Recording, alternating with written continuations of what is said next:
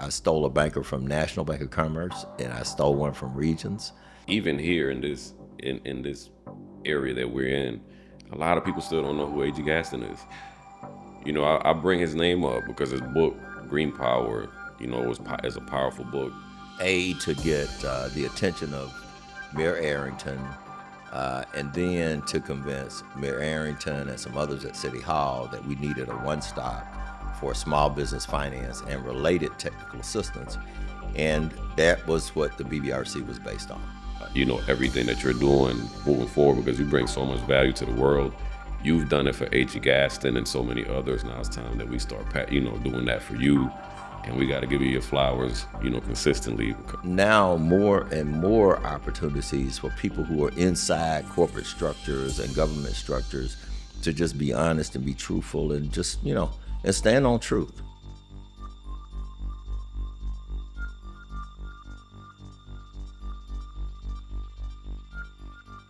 Ladies and gentlemen, welcome to the Gilberto Herrera Show, where we empower entrepreneurs and small business leaders with real insights, real stories. And today, I have the esteemed pleasure to bring someone to you who is a champion in the small business community here in Birmingham, Alabama, but is known nationally for his work. The man that is sitting in front of me today, ladies and gentlemen, he has been at this for over 30 years, longer than most of us have been alive, and he successfully continues to empower businesses, continues to empower people. He is my North Star when it comes to business. I got a lot of inspiration from the things that I do just by being around this man. And I have the pleasure of bringing him to you today and letting you in a little bit on why he's so valuable to me and why he's so valuable to the business community here in Birmingham, Alabama. Ladies and gentlemen, I present to you Mr. Bob Dickerson. What's up, brother? Hey, Gilberto. Listen, I just got to take you with me because, you had the hair on my neck kind of standing up with that introduction. Thank you for the kind words. And, I just got to return this. I've watched you now for, I guess, the last decade, maybe decade and a half, even as a young man and a younger man when you first started. And I've always, been impressed by, your first of all, your demeanor. Second of all, your knowledge. Third, you are someone who has demonstrated a commitment to the community and to the business community in particular. And so I appreciate the opportunity to get on here and talk to you. Man, the pleasure's all mine. So, Bob, thank you for that, by the way. That means a lot coming from you because, again, I don't even remember how we met. I was trying to think about that the other day. I just happened to know that we started being around each other consistently. And we would end up at City Club. And I remember one while, you and I were the only two that was asking for a specific type of libation that they kept up there for both of us. And that kind of started bringing us together. Yeah. And then, but here we are, man. And the beautiful thing about this, before we get into the questions, it's like you look like you're getting younger, man. So, what's the secret? Hey, I don't know if it's a secret, and I wish I was getting younger. If I could find that and bottle it, first of all, I'd be rich for real. But I think I'm, health wise, I'm still doing pretty well. I feel good. I don't have any, particular aches or pains or ills or, diseases that I know of, chronic stuff that I know of. So I feel blessed, and, I'm just going to keep it moving. Absolutely. So let's jump right in. We're in Birmingham. This is going to be publicized to the world. So can you tell us one thing that you know for a fact is holding a lot of small businesses back from unlocking their true potential and their earning potential as well? Wow. Well, there to pick one thing is really difficult. But if I had to start with one thing, it would be unrealistic expectations based on who, where, what, and how. And what I mean by that is this: businesses that are started by someone who may not have a lot of resources have to start a certain way. And a lot of business owners don't have the patience to be able to start and sort of ground themselves in the reality of where they are. And they try to start at a place that's unsustainable. And if you start at a place that's unsustainable, well, just, think about that. It's not going to be sustainable. And it's unlikely to work. Now, there's always luck and chance and all that kind of stuff. But I think one of the things that,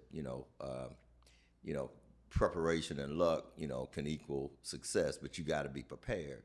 And so just that one piece is really being able to be honest about your situation, being able to be honest about what you need to have, what you need to be, and that's in terms of finances, knowledge, information, workforce. All of those things have to be present in order to succeed in business. And every business has a different mix of those things and a different ability to create a mix of those things. So I see so many people who, they want to start a business, they do a business plan, and their business plan is not grounded in reality. And when it's not grounded in reality, then it's shaky from the start. And so, just let's be honest about where we are. I've often encourage folks to understand what their access to, for example, capital or debt is before they do their business plan.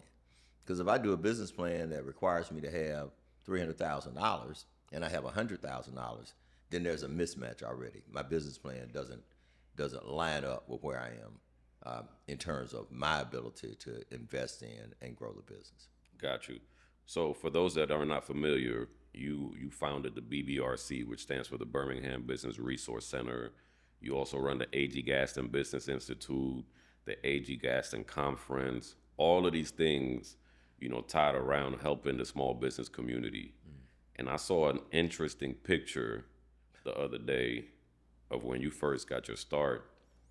One, that picture went viral. I don't know if you paid attention to how many times it was shared.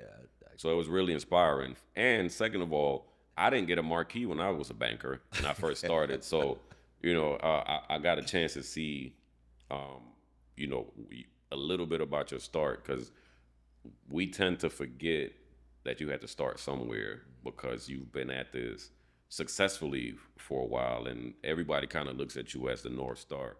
So for those that are not familiar, what were those early years like when you first got started in one, in the finance world, and then two, how did that pivot, how did that make you pivot to the BBRC? Yeah. Well, I did realize a lot of people saw and liked the picture. Thank you all for doing that. That picture, I wrote about my start in banking. 1973, July 2nd was my first day reporting to Birmingham Trust National Bank. And I was on the management training program, didn't know anything about banking, and had never really thought about banking as a career. As a matter of fact, I had indicated that I might go to law school. And I had two lawyers that I had done summer jobs for. One of them had paid his way through law school while working at a bank, and that was going to be my journey. But I got the job at the bank and realized that, well, law school might not be for me, and because banking kind of stuck. So that was 53 years ago, and it doesn't really seem like that long. But I went through the training program, became a lender. I'll tell this story. So my first assignment at the Birmingham Trust National Bank was in the main office branch. My seat was right by the door when you walked in from 20th Street. In college, I read a book, The Spook That Sat by the Door. The book is still, everybody ought to read it. And this was in the affirmative action, the height of affirmative action. So they sit me by the door, and I am mad about it. But I needed a job, so I didn't protest. And I stayed in that job for 6 months, ended up being a branch manager. And that picture that I posted was when I got a promotion in the Birmingham Civic Center in the background. And you can tell the beams are there. They're still doing construction on and the construction on part of the Civic Center, even on that picture, that was Ed Rico who managed the Civic Center. And because they were my clients, I was the banker for the Civic Center. They had their account at my branch. He would put that sign on there and congratulated me for getting a promotion. So I worked in banking, all told, for about 17 years. Got out of banking, got back in, and it was my banking background that positioned me to do a couple of things. A, to get the attention of Mayor Arrington, and then to convince Mayor Arrington and some others at City Hall that we needed a one-stop for small business finance and related technical assistance. And that was what the BBRC was based on. Mm. So now you got me wondering, so you started in banking, but what led you to get to the place where you can become a banker? What was your upbringing like, and how did that shape how did those experiences and the things that were instilled in you made you get to the point where you were a banker? You know, I don't think that I planned on being a banker or knew anything about banking. Keep in mind, in 1973, there weren't many black bankers. I didn't know anybody that looked like me who was a banker. I didn't even know any tellers, to be honest with you.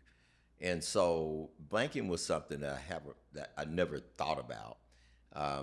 Again, my career goal was perhaps to be a lawyer, and I'm not sure that I really had. And this is something that young people cannot afford to do. You can't afford to do what I did, which is get out of college without a plan. So I got out of college without a plan, honestly. And so bank was just supposed to be a stopping point for me to get, to go to law school and get somewhere else. And so I honestly didn't, prepare myself during my days at Tuskegee to take this job in banking. But again, when I got in banking, a few things happened. Number one, I did well on the training program. Number two, I found out that the bank sort of needed me because I was aligned to customers that they weren't getting, folks that looked like me. Number three, the bank demonstrated to me that they were okay with me helping my people. I mean, I never got, an indication from my bank that it's not okay to lend to folks from West End or Fountain Heights or Roosevelt City, where I'm from. And I think that all of that gave me a license to be me inside the bank, to help my people inside the bank. I always think about one story, was my bank came up with a credit scoring system. Now keep in mind, redlining was legal. In fact, the Community Reinvestment Act was passed in 1977. I was a branch manager when it passed. And so, there were these protocols and policies that were discriminatory on their face. And so we had one. We had a credit scoring model. And it worked like this. If your zip code was 35243, 35226, then you got like 15 points. But if it was 35211, 35207, 35020, that was mine, I was from Bessemer, then you got 5 points. Well, obviously that was, discriminating against people from certain communities, and people from those communities look like my people. And one of the things I'm most proud of is that I, along with a couple of other African Americans in the bank, brought that to the attention of the bank's leadership. Now, that took a little courage to say this is wrong, and this is before CRA. To their credit, they changed the policy. Mm-hmm. So you got policy change even as a young man? Even as a probably 22-year-old. So how was that experience like? Did you get pushback? Like, honestly, because there were 4 of us by this time. When I got hired, there was one black officer. So I get hired, I become an officer. 2 more people get hired right after me, one of whom I went to college with, another one, and I recommended both of these folks. And so, when I look back on it, I wasn't thinking about I had influence at the time, but I look back, I got 2 people hired as officers, or, on the training program to become officers, probably because of the way I carried myself, and I hope the way I did my job.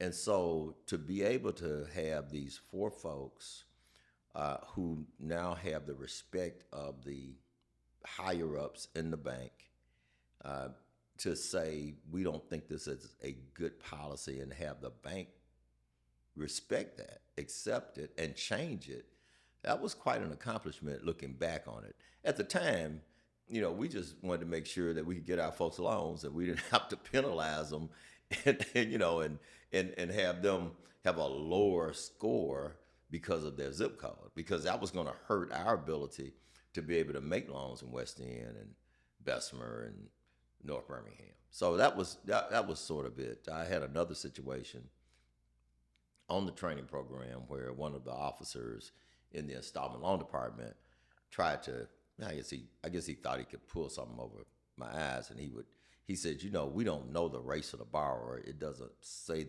anywhere on the application whether this borrower is black or white. So me, being a smart kid, I pointed out to him that I could tell, because if it's Willie Jones and he's a laborer at a zip code, then chances are, and he lives on, 34th Avenue North, then I already know, and you know too. And so we had a little bit of a difference of opinion, but I can remember that as being one of the places I stood up for, not just for our people, but I stood up for myself to say, you can't just tell me anything. Right. Because I'm not, I may be young, but I ain't stupid. And I know if I can tell pretty much with a 90% accuracy rate based on where people live in Birmingham and also what they do, then so can you. You know who you're making loans to. Got you. So as somebody that was there might be a young man listening right now that might be in that pivotal moment where he wants to stand up for himself or for his people. In today's climate, how would you tell them to approach that situation? You got to be courageous. You got to know your right, first of all. You got to know your right. You got to be courageous. And just stand on, what I think is a firm, moral, ethical standard. So, it's not like you're trying to stand for something that might be shady, might not be correct. But if you're right, your ethics are correct, your standards are correct, you got to stand up. We need people now more than ever to speak truth to power, and just make sure that you do that. I think we do it in a very conscious, respectable, intelligent way, so that people that want to refute what we're saying don't have anything to lean on to say that that can't work because of how it was said, or because of how it was positioned, or because that was anger involved or something involved that might diminish the message.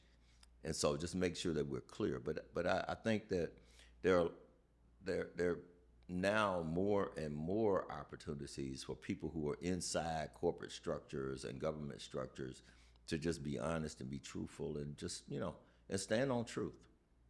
Perfect. So your banking career obviously was successful, and I'm sure if you would have stayed in banking, you probably would be owning a bank right now, with the rate you was going.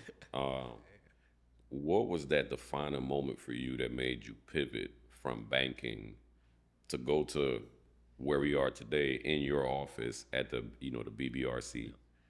So I left banking, got back into banking, moved back to Birmingham, worked for A.G. Gaston for 5 years, left there, went to another bank, left there, went to another bank. So I was like a journeyman banker. And what was happening in banking by this time, now we're in the early 90s, I wasn't really getting a chance to do what I knew I could do.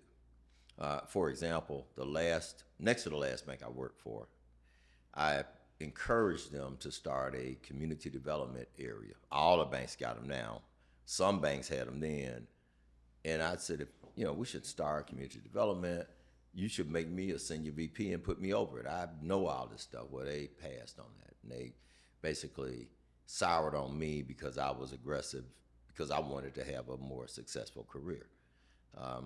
Then I went to another bank. I wanted them to do a resource center, like I had seen other banks do. And and this was funny. So, I convinced them that it would be a good idea to have a resource center with a library for information for small businesses, to put it on the same floor that our business banker sat on. It would be great. Well, I had been to one in Nashville that was an entire floor, resource material, computers, people who could provide technical assistance and training to bankers. So my bank wanted to put it in a conference room. And so I knew then that my time in banking was going to be limited. During that time, I had helped a couple of guys start something called the Birmingham Community Investment Partnership. It was a CRA program. It was a program that had bankers meet together and with city people on a monthly basis to kind of see how CRA could be enacted, in communities. And so I actually took over that initiative for the city of Birmingham. And so that was my escape from banking. And it was timely because, what I realized at that point was I had hit the ceiling. And it wasn't a glass ceiling, it was a brick ceiling, but I had hit the ceiling in banking.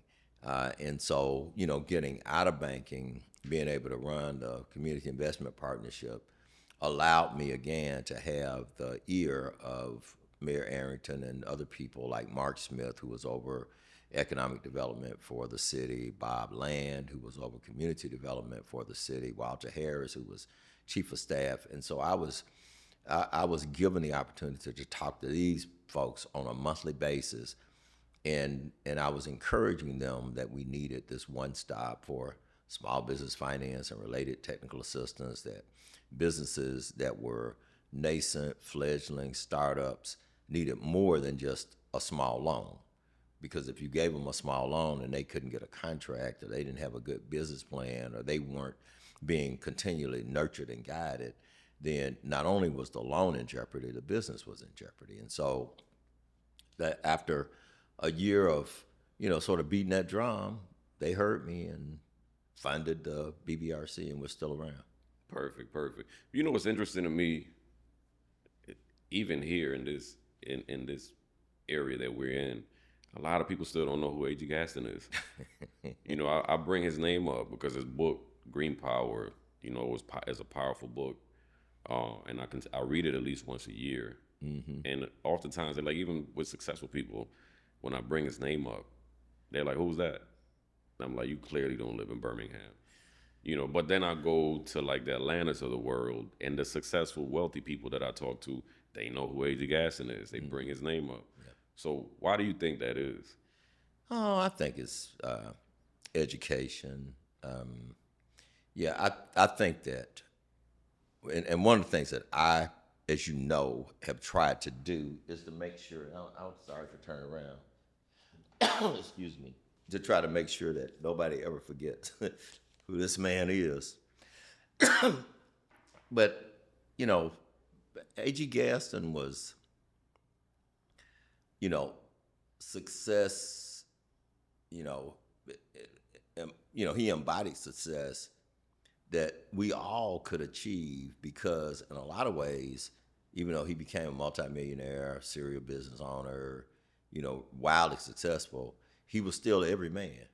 He was not, somebody that if you looked at his history and his background, you couldn't compare it to yours, where he came from, how he lived, how he came up, his habits, even though he had some really good habits of thrift and discipline. But he was every man, and he never strayed away from being part of his community. He never lived above his means, even though we know he could have been anywhere. He stayed in a community. His businesses served the community, that nurtured him and that gave his companies their beginning, middle, and end. And so I don't know why, but I will say this. When I decided to do the A.G. Gaston conference, back in the year he died in 1996. I didn't do it until 2005, but the idea of doing the conference came to me when he died, because I didn't see our community honoring him the way I felt he should be honored. And even the folks that he left in charge of his companies were not honoring him. And they had benefited greatly from everything that he'd done, because he left his companies to employee stock ownership programs, and the leaders of the company were in charge of his enterprises. And so if anybody should have been championing some cause to keep his name and his memory, intact and embellished, it would have been them. I only worked there 5 years, so it wasn't like I had a full career in the Gaston enterprises, but I didn't see that happening, and I felt like he deserved that. And I think, moreover, we haven't done, and I think we're getting better at it, but we haven't honored entrepreneurs and made them heroes. So our heroes, so, I came up, it was Jim Brown and Willie Mays, and those are heroes. I mean, honestly, Bill Russell, Wilt Chamberlain, heroes. So we make heroes out of athletes and artists, but we don't hold entrepreneurs up the same way, and we should. Because if you think about successful athletes, man, they're one in a million or one in probably 10 million. But entrepreneurs are all around us. We have young people down the hall. There's some entrepreneurs in that room. And so, but what we have to do is we have to honor entrepreneurs and entrepreneurship. And there's no better icon to use if you're going to honor entrepreneurs than A.G. Gaston. Absolutely. So he clearly was a big inspiration to you, inspiration to me as well. He says something that I think a lot of us skip over. We all remember the find the need and fill it line.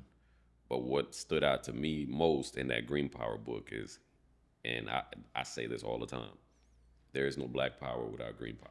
Man, you said I think we forget that continuously. We can fight for every cause known to man, but if we really want power, we need access. We need to get that green power. That's right.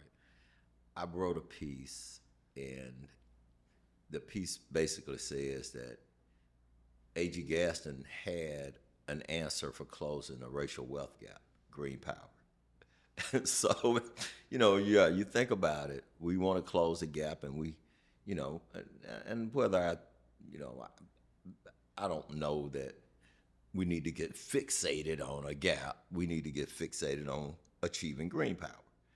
And so, but if there is a way of closing it, green power is that way. So, we do need to make sure that our folks understand that making money, preserving money, appropriately investing money, understanding money, all of that stuff is important. And it doesn't really matter whether you're an entrepreneur or not. It's important to every individual to have a grasp about, personal, business, finance, and wealth building. Absolutely. And that made me think of a conversation that I had just last week with a successful business owner here locally. He don't look like me and you. He owns a successful gym, meal planning company, and restaurants. And he's about to open up a daycare, but it's like an on-demand daycare. So you can drop your kid off for an hour or two if you don't want, kind of like a mommy day out type of thing. Yeah. But he was saying some stuff that I was like, man, I never experienced this. How him and his dad and his brothers just pooled money together to buy up a bunch of properties in Titusville. Mm-hmm. Mm-hmm. And I'm like, man, that's why I'm doing what I do, because we don't get exposed to that type of stuff. He 3 generations in, and his granddad passed it down to his dad, and now he's doing it with his brothers and his dad. Yeah. But it's the green power. Yeah. So, yeah. Succession planning is fine. It's good. Estate planning, it is a weakness, I think, that in some cases, and I think it's exacerbated with us because, we're a smaller percentage of the population. But I think it's a weakness of humans. I don't think it's a weakness of just one race of humans over another, because I know I get a chance to deal with all kinds of folks that are in business. And I hear the same story from folks that don't look like us, that I hear it from the ancestors that say, I really wanted Junior to take over this business, but he has no interest in doing it. So he's selling it to somebody else. We might end up being part of financing it. And then, I've heard it. The other side is that, man, I wish I had jumped in earlier before, because I didn't know that my father or my mother was having the problems that they're having in the business. And now what we thought was going to be our family legacy is not strong. So I get a chance, I guess, from sitting here to see that from a lot of different angles. Yeah. Which brings me to my next one. So you've mentored, probably thousands of entrepreneurs and businesses, right? So in your shoes, what's one tough piece of advice, that they need to hear that's going to take their trajectory and change it profoundly? Know what you're doing and do what you know. It's extremely difficult, if not impossible, to succeed at something that you aren't an expert in or about. And so, it's very important that you know what you're doing, because the marketplace will know when you're fudging it. Oh yeah, absolutely. Marketplace will know when you're not touching all the bases. You don't know everything that you need to know. And not only that, in business now, knowledge is so important, but continually gaining knowledge is critical as well. So what you knew last week ain't gonna work next year.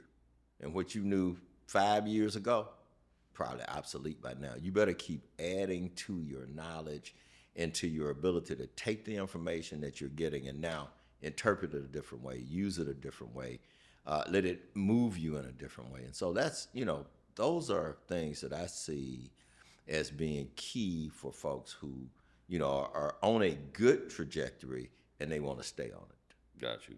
So going back to the BBRC, walk me through the process. So if I'm an entrepreneur, and I want to take my business to the next level and, become successfully, especially as more importantly than anything, financially, and I come to the BBRC, what's going to be my experience like? So the first thing we want to do is get to know who you are and what you need. And then we'll figure out what you want. Want and need, they sort of get parallel, but not all the time. So we figure out what you need. If you need just advice, then, certainly we give that.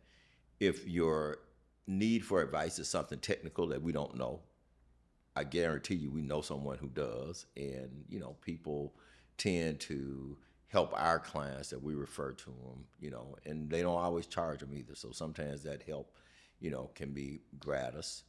And I don't know many businesses that don't need money. And so I like to tell folks we do money, and we do a lot of different things. Number one, we have some loan programs that we manage in-house. And so there is a certain amount of micro funding that we can help a business get. We do SBA lending. And so, those are for larger loans, a little bit more specific. Typically, these loans that we do through SBA are loans where companies are buying fixed assets, land, buildings, heavy equipment, machinery. And then we make a ton of referrals. And we have a network of bankers and lenders that's pretty extensive. And so we're in a position to evaluate an applicant or one of our customers and guide them to the appropriate spaces. And I think we have enough clout that the bankers, lenders, CDFIs understand that if we're sending them someone, then there's a kind of a credibility stamp that goes along with them. Now, we're not going to send somebody that we haven't fully vetted, don't believe that they've touched all the bases that they need to have touched, or they're not going to. We're not trying to send people that we kind of know will be unsuccessful. We'd much rather work with you here, and try to put you in a position to be successful if you're willing to spend the time. And I would say that 40-50% of the people that we deal with are willing to spend the time, because there's an enormous amount of desire that people have to be successful in business, and so we're just tapping into that, and that's what's working for us. Got you. So what type of businesses need to be knocking at your door right now? Wow. Well, so we have a special affinity right now for folks in the food service industry. We like those. Birmingham is a food town, and so there are some opportunities there. We have recently helped a few retail establishments, especially those who can sort of straddle the online marketplaces and and some of the retail storefront kind of situations. That's a little more difficult because you got those fixed expenses like rent, and so you had to have a certain volume to make sure that you're able to make paying rent valuable, because you don't want to pay rent. You don't want to dig into Absolutely. yeah. You don't want to dig into the cookie jar to have to pay it. Sometimes we get that. We're actually getting more people with some of these unique lifestyle businesses that we like helping. And I don't think there's anybody that's one of a kind, but there are people that do stuff that's unique, like other kind of consultants, wedding consultants. Wow. Yeah, interesting. We recently, I think, had a pretty good wave of folks who want to do facilities, and these are facilities for rental. They can make a lot of money if they're in the right position and the right location, and they're equipped the right way, and they provide the other ancillary services like the photography, the food, the decorations, et cetera, et cetera. So some folks like that. We just did a deal with Regions Bank. It's commercial for them, and so we've sent about 15 companies there, and we kind of facilitated their ability to get loans, and so we got everything from restaurants to construction companies, and that's we've dealt with a couple of contractors that are in the government space. That's working pretty well, and even folks that are doing some of that consulting kind of work. Got you. So when you talk about the food service industry, it's the people that are trying to get food trucks or trying to get brick and mortars. Yeah, we kind of got. So we got from caterers to trucks to restaurants, and that's sort of a pattern that we're seeing. A couple of folks, and people who've done that here, where they've started with the truck, built a brand, or started as a caterer, built a brand, took the brand and put it on and wrapped the truck with the brand, continued to build a brand while now making some money, and then being able to take that and launch a place that the branding was already done. Because in the kind of mom and pop food industry, not a franchise food industry, you're up against franchises, so you can't do enough marketing to outdo McDonald's in marketing, because you can't afford to do it. But if you can build your brand where you don't have to have as much, of a marketing budget to compete with them, that helps. But you just don't go out and rent a building and hang a sign up and think you got a brand. Absolutely. You know that. Absolutely Yeah. not. Absolutely not. Man, that's powerful. One thing that a lot of people don't know about you that I happen to know is that you're a certified business coach. I don't see many of those out. So tell us a little bit more about that. Like, walk me through that certification process and what that allows you to do and why is that important? It was important to me. So I was certified by Kent State University, and it was important to me because I think I had been doing that for a while, but I wanted to make sure that number one, I thought it was important that I have the credential, number one. But number two, going through the course really did what I think people do with business plans. It sort of validated or invalidated some of my notions about, what we should say, do, how we teach, what we suggest or prescribe for businesses. And I think in my case, it validated more than invalidated. But I wanted to have that. I wanted to make sure that, with all the experience I had, I still felt like, okay, there's always something more to learn. And so that was the reason I did it. I wanted the credential. I wanted to validate myself just to make sure that I felt good about the advice, counsel, guidance that we're giving to small businesses. Absolutely. So let's pivot a little bit. We see all the success, right? I've benefited from the BBRC myself, from your coaching, your strategies, and the things that you do. But can you tell me about a time where you had to make a personal sacrifice to ensure that you position yourself to get to where you are? Yeah, I mean, in starting my first company, Dickerson Management, 1993 actually, left banking, did the community investment partnership. I gave up in 1996 when I started Resource Center. I tried to hold on to a hobby that I had and something I really, really enjoyed, which was refereeing. So I was a sports official, had been one since graduating from college. I called high school football and basketball. I called college football and basketball, and I was I think a pretty good official. I mean, I thought I was really good. I was getting big games in college. I've called NCAA Division II championship games and playoff games. And so I had to give that up. Again, I tried from 93 to 96. I gave it up incrementally. So the first thing I did was I gave up college basketball because college basketball was hard because they played, I was in the SIAC, so it wasn't a lot of money. And I had I needed to be at work the next day. So going to Lane College or Kentucky State in Frankfort, Kentucky, and then on a Monday night wasn't working. So I gave that up.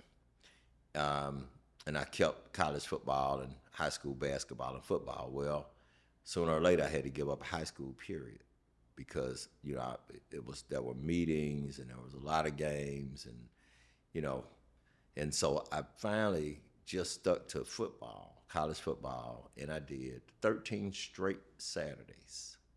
Wow. 13 straight Saturdays. And at the end of those, I look back and I've got kids and I'm gone every Saturday and my grass probably wasn't cut or what. But, you think about it.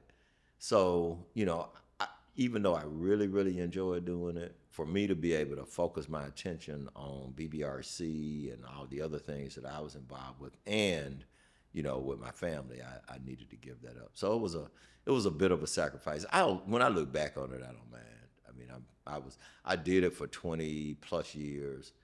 And so, the good thing was I was able to walk away and feel like, I had digested enough of it.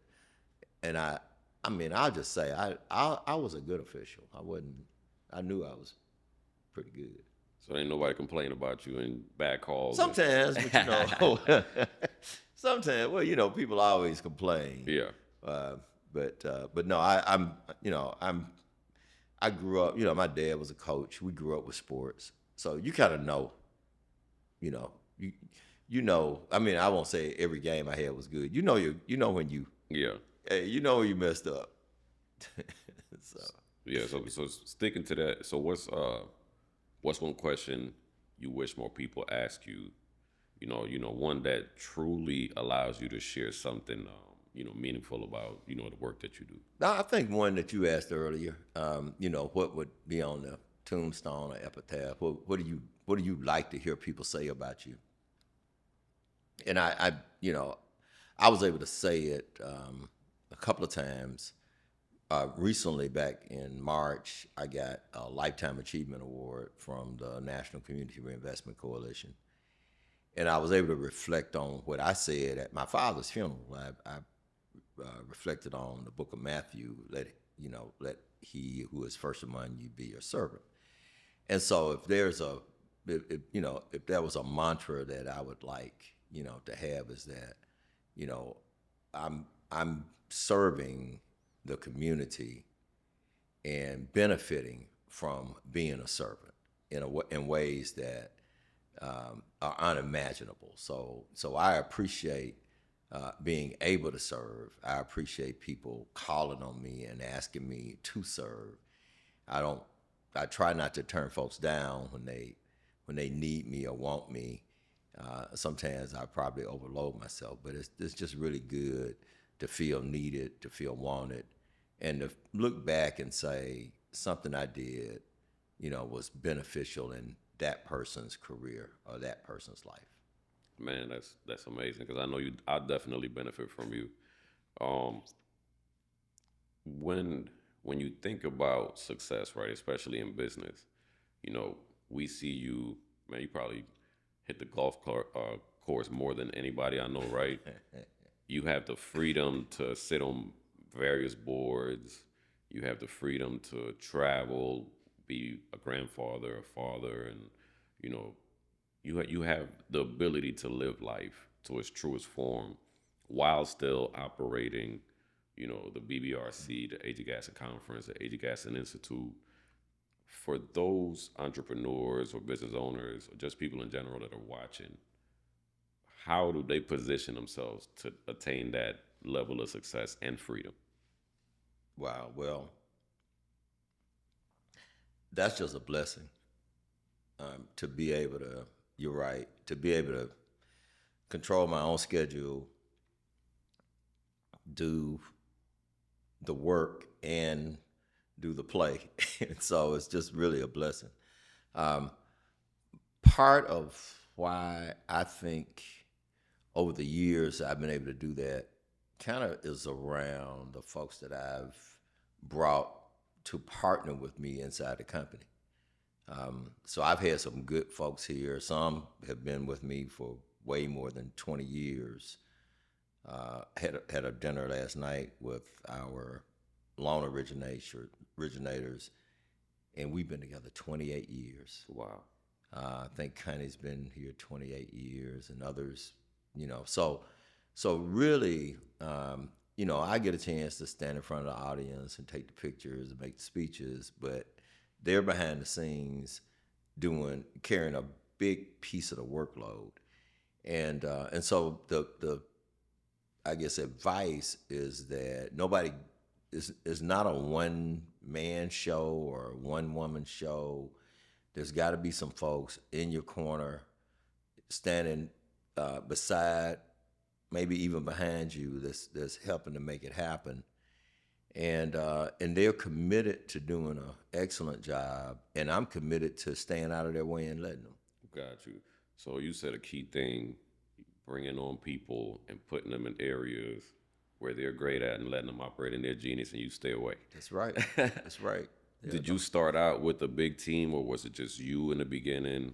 So the BBRC, I actually started out with a significant team. There were 6 of us day one. Let's see. There were 6 of us day one, which was good. I had a loan originator. Of course, I had a receptionist. Had a woman who was heading up technical assistance for us. I had my secretary and me, so however many that is. But and those people have changed from time to time.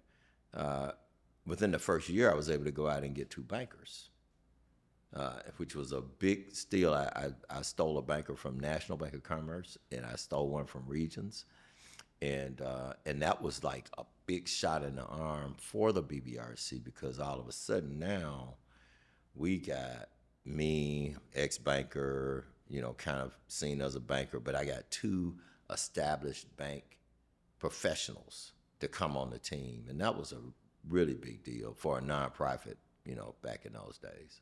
So for, I know we're getting close on time, but for that person that feels like they got to do it all by themselves, what do you say to them? Well, you probably can't do it all by yourself and do a good job.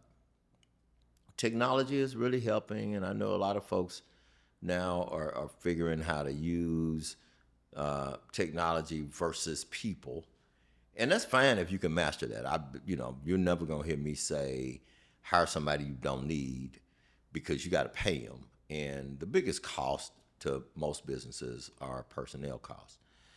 And so, but the other thing though, and this is really important, not just to the business owners, but if you work for a business, understand that you have to bring value. As a business owner, you know that everybody that you pay has to bring more value than you give them. Than you pay them. That's Absolutely. right. And that's, and that may sound cold, hard, but that's a fact. That's the truth.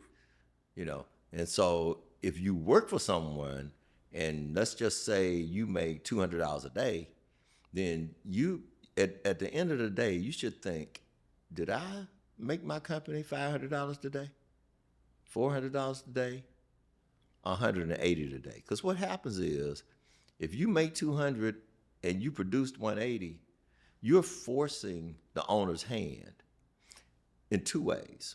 One, they just can't afford you. But 2, there's somebody out there with their hand up saying, hey, I can do that job, and I'll do it cheaper, and I'll do it better. Now the owner owes it to himself to go and give that cheaper, better, opportunity a chance. So just, but yeah, owners have to understand that you've got to be able to profit off of your employees, and there's nothing wrong with that. There's nothing sinister or dirty or incorrect about that, because you got to stay in business, which means you got to be healthy so you can keep making payroll.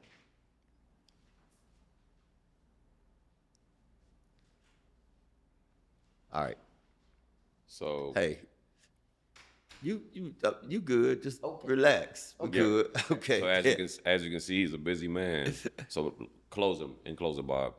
Where can my audience find you if they want to learn more about you or they want to follow you somewhere? So obviously, I'm on all the social media: LinkedIn, Facebook, Instagram. Are there others? Those are the ones that matter, right? Yeah, those are the ones that matter. I try to tweet every night. I mean, X or whatever you call it, they do on X. We're here at the BBRC. We're in Innovation Depot, which is the incubator downtown. I strongly suggest that you make an appointment, because I don't want you to come down here and I'm on the golf course. So let's make sure that you know. As a matter of fact, you can book time with me, just by going online, or also, if you. Yeah, we'll put the link below. Yeah, put the link below. And we I try to be accessible to folks. I know a lot of people want to meet in person, and I'm good with that. I do like to know why, and to make sure that the meeting is going to be fruitful for you and for me, and to make sure that I'm the person in the organization you need to meet with. We do have other folks, and so if I need, for example, if the meeting needs to include Tamika McNeil, who is our Director of Lending, or Kimberly McCall, who's our COO, then, coordinating with them so we don't have to have a meeting just to set up another meeting is always helpful. But we're here at Innovation Depot, and we're out and about. We're going to be with you. Is it this sometime? Next Tuesday. Next Tuesday. And in August. There you go. So catch me with Gilberto. I'll be shadowing him. Yeah, and I'll just say this: don't just meet with him to pick his brain about old stories. If you want to meet with the man during business hours, it needs to be a fruitful conversation, and think about the value you can bring to the BBRC or Bob. So don't just, when we put the link below, don't just abuse it and, want to sit down and, shoot the, what. Okay. Yeah. So I just be respectful Appreciate of that. the time that, he has a limited amount of time to do business each and every day. And that's reserved for those that are serious about taking their business to another level. So just be mindful of that. But Bob, man, it's been a pleasure. Thank you. Man, I feel like we're gonna need a part 2 because now I got more questions and we still have more to unpack. But I'm gonna make it my business to ensure that the world learns more about Bob Dickerson and we document, everything that you're doing moving forward because you bring so much value to the world. You've done it for H.E. Gaston and so many others. Now it's time that we start, doing that for you. And we got to give you your flowers, consistently because you do so much for so many other people. Well, thanks. So thank you for this time, and thank you for everything that you do for me and for so many others. All right, Gilberto. Thank you so much. The pleasure's all mine, man. Thank you.